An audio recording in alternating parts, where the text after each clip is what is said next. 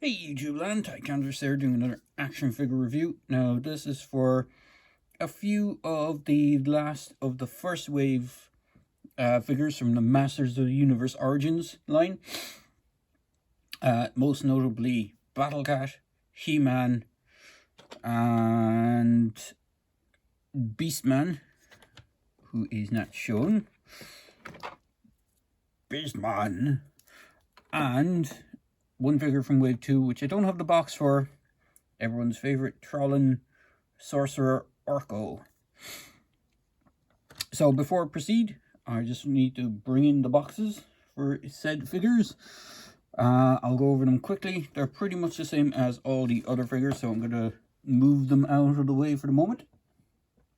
With the exception of Battlecat, his box is a good bit different to the others. So both He-Man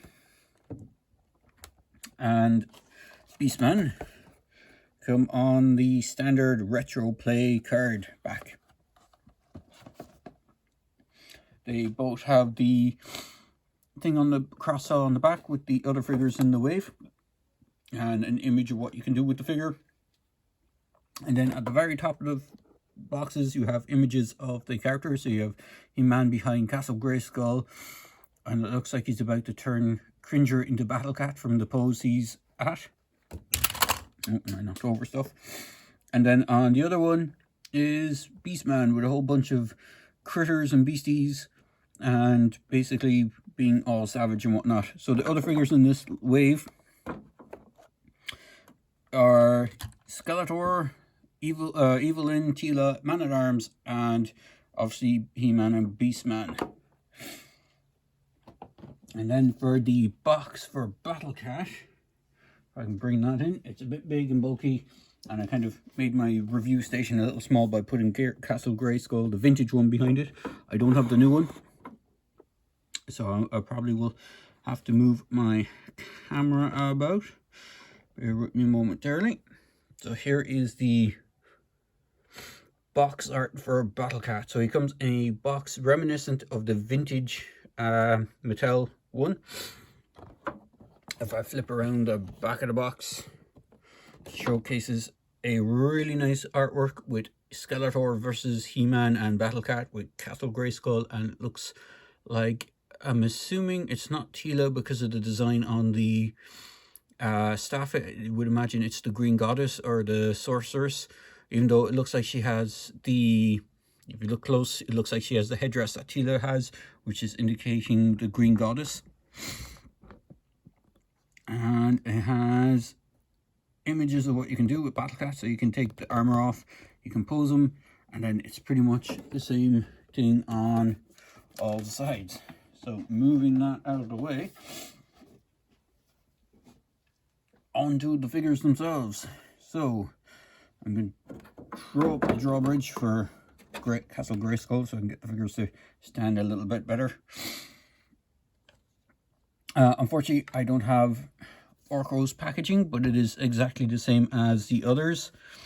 He's part of Wave 2, which would have Scareglow, Trapjaw, Many-Faces, Skeletor and He-Man again, I think, and Orko.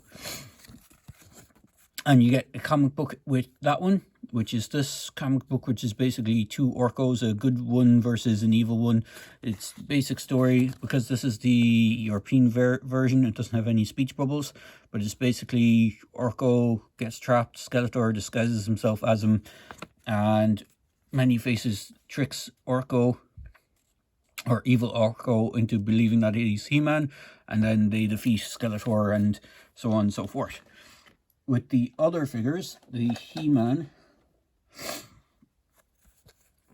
comes with the Beast Barrage comic, and you can see these are the American versions because they actually have the speech bubbles on them. So it's basically a story of how they try to attack Castle Grayskull by using Beastman and his many beasts that he can control, and Adam basically transforms himself into He-Man to defeat them. So it's pretty all self-standard. The same comic comes with every figure in the wave, so there is that. So just to note that. But other than that, it is a really decent comic. It's reminiscent of the vintage ones that would have a packing comic. Now, I can't remember if the packing comics for the vintage ones were like all the same for the wave or if they were individual. I don't ever remember getting a vintage figure on card. I always remember getting loose ones through various swaps and trades as a kid. So there is that. And I will bring in Beastman himself as well. So, going through everyone first, I'll go through Orko and then Beastman, and then I'll go through Battlecat and He-Man together. So Orko is quite nicely done. I think he's about the same size as the original one. I never had the vintage Mattel one. He does have a good difference in that he comes with a clear base and this kind of purple, sparkly purple thing that he's supposed to be floating on, which is kind of a reminiscent nod to the classics Orko, which again I didn't get. I've never been a big fan of Orko. He to me is like Snarf and a few of those other annoying sidekick characters, and I was never big fans of those, so I kind of generally never collected him. But he's quite articulated. He has a ball joint on the head. He doesn't have any legs, obviously, but he has a peg where where he connects onto his base. And what is funny is, if I just take He-Man out of the way, because these guys are modular, you can kind of pop him on loosely onto a pair of legs, so he can give himself He-Man legs if you want, and have him as a magic trick gone wrong, as he would often do in the TV series. You can even give him Beastman legs if you want. The stand is a two-piece set. It comes in two parts in the box or in the packaging. So the base plate and the hinge, the actual stand itself, are two separate pieces. It has double hinge, so one at the base and one at the base where the figure connects onto. It's a very simple standard plug, so it just plugs in. And he has ball jointed arms. Now, unlike the other figures, his arms aren't designed to pop out. You can pop the head out and you can put it on He-Man's body, but it looks really weird because he doesn't have the scarf piece, so it just looks like a weird Marvin the Martian style head on a He-Man body. And he has single jointed elbows with a swivel. He has a wrist with a hinge. He is lacking a wand. It would have been nice if they had included like a magic wand accessory. I know they kind of gave him the big base part just to kind of offset that, but it would have been nice to have a little magic wand piece, kind of similar to how the Super 7 reaction figures come with one. So there is Orko. I'm on to Beastman.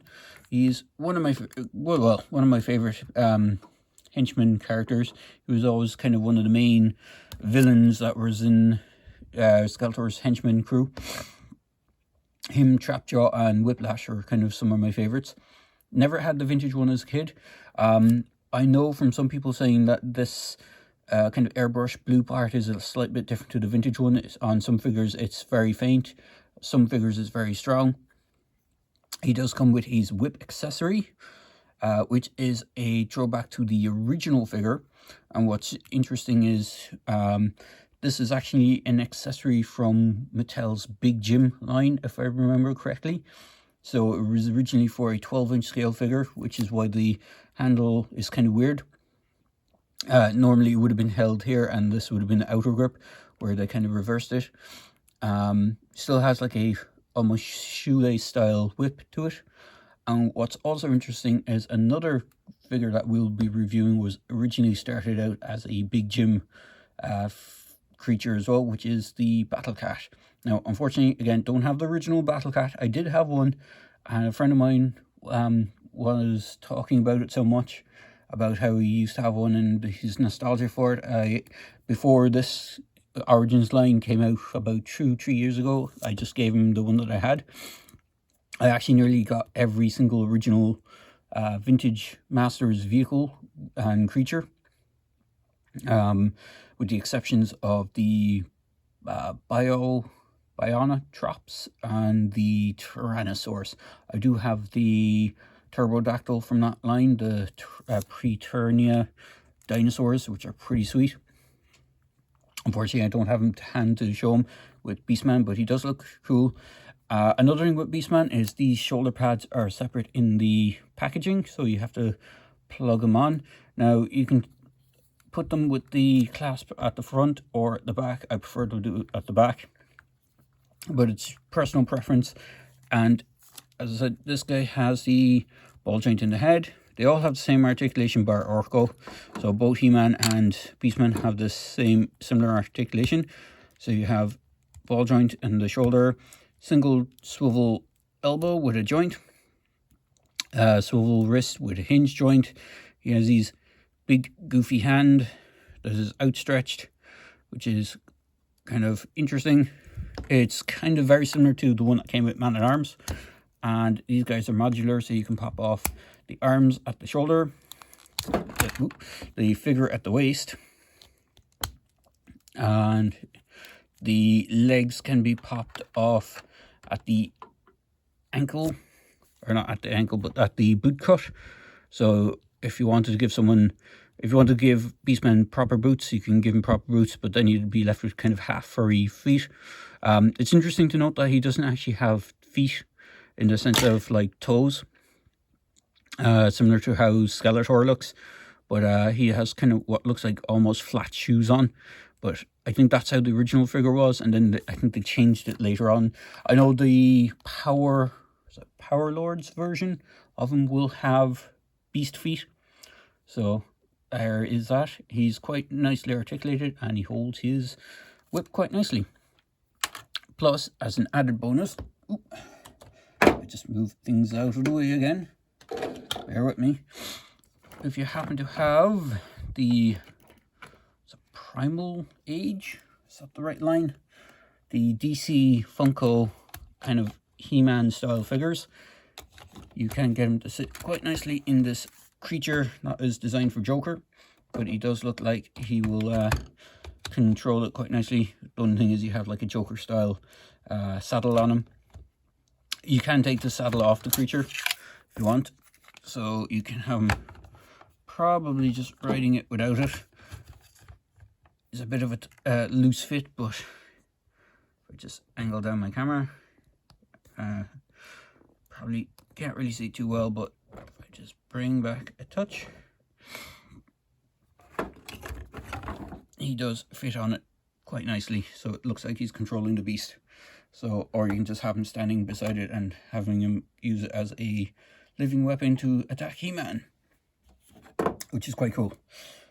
And then on to the last two figures in the line that I'm reviewing today. The most powerful man in the universe himself, He-Man. Now this is the second version, technically third version of He-Man that has been released. Actually, technically not. It is the fourth version. So the original one was a PowerCon or San Diego exclusive with Prince Adam and He-Man. Then you have this version.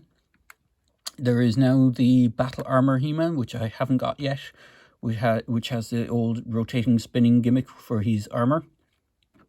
And then the other version is there is a Lords of Power version, which is another kind of homage to how the original prototype figures would have looked.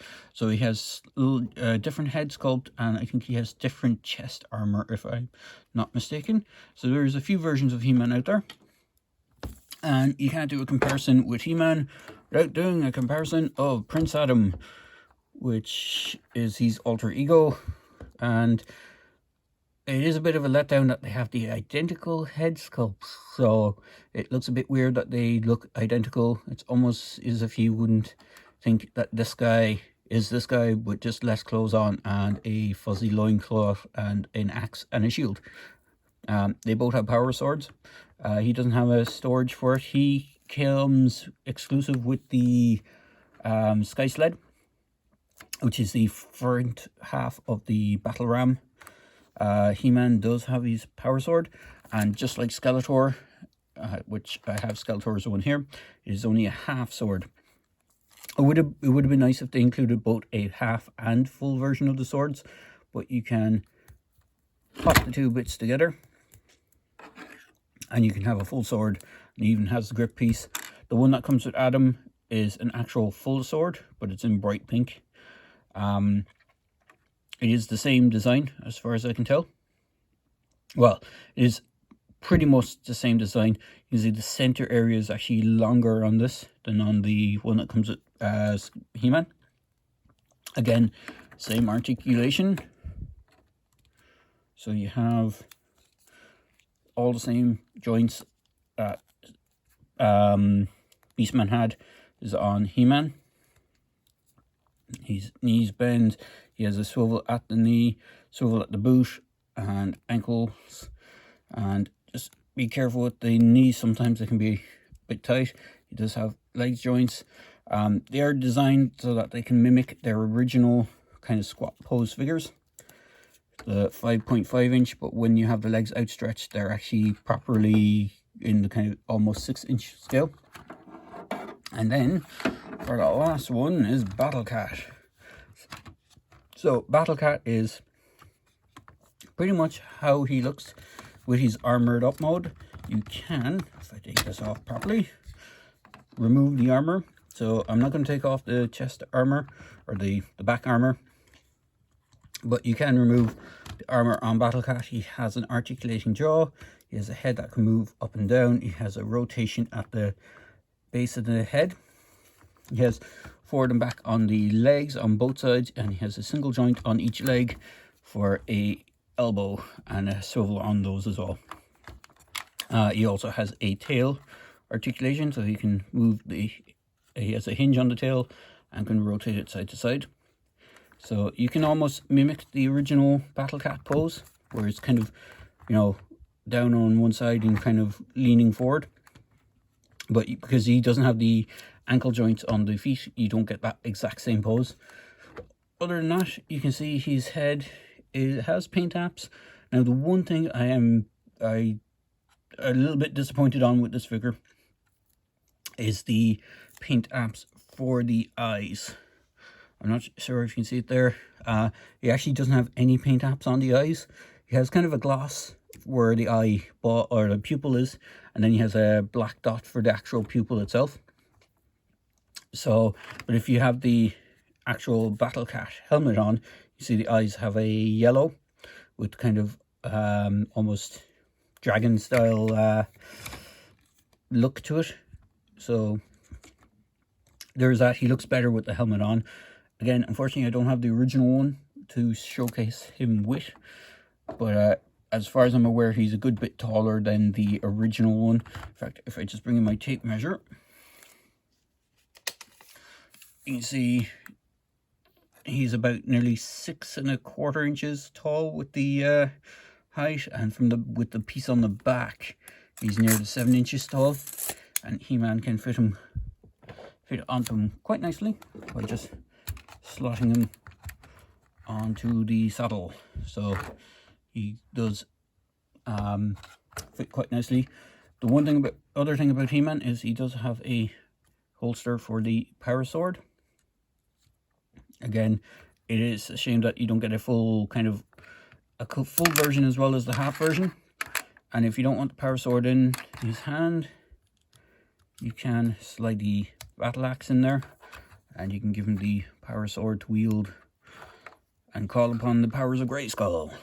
So he does have an open palm on his hand, which is similar in design to Beastman's. So if I just bring Beastman in, it's similar, but it's not the same. So he does have that. Adam actually has two actual gripping fists. If you want to, you can.